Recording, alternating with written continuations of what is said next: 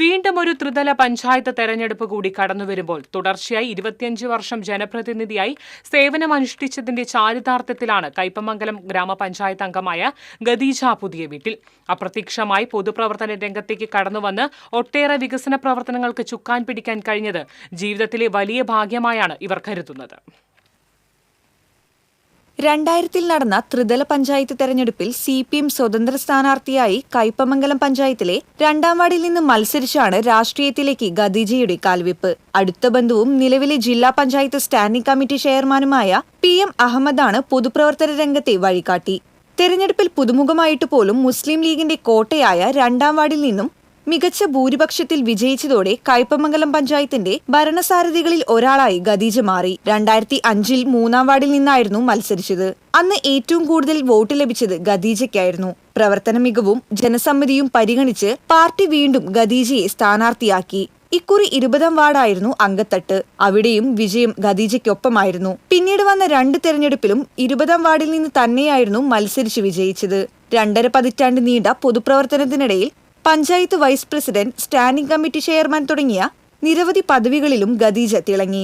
Kaipamangalam police station ആരംഭിച്ചതും കയ്പമംഗലം പഞ്ചായത്തിലെ പകൽ വീട് പ്രവർത്തനം തുടങ്ങിയതും ഖദീജ പുതിയ വീടിന്റെ വാർഡിലാണ്.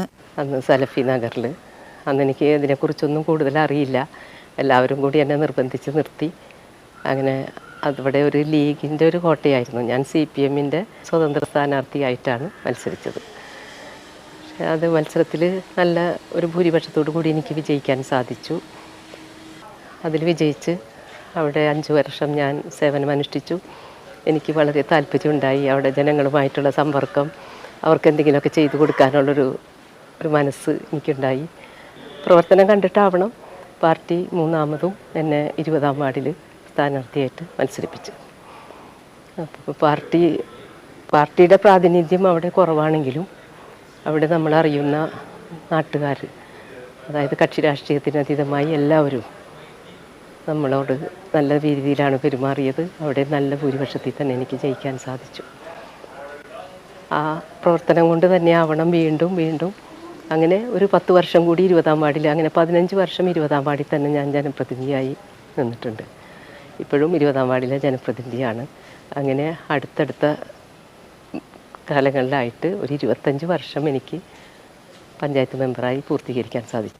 25 വർഷം തുടർച്ചയായി മെമ്പറുടെ കുപ്പായമണിഞ്ഞെങ്കിലും ഇനി ഒരു മത്സരത്തിന് താനില്ലെന്നാണ് ഖദീജയുടെ മറുപടി. കഴിവുള്ള യുവത്വം പൊതുപ്രവർത്തന രംഗത്തേക്ക് കൂടുതലായി കടന്നുവരുന്ന ഇക്കാലത്ത് അവർക്കു വേണ്ടി വഴി മാറിക്കൊടുക്കാനാണ് താൽപര്യമെന്നും ഖദീജ വ്യക്തമാക്കി. TCV news, Kaipamangalam.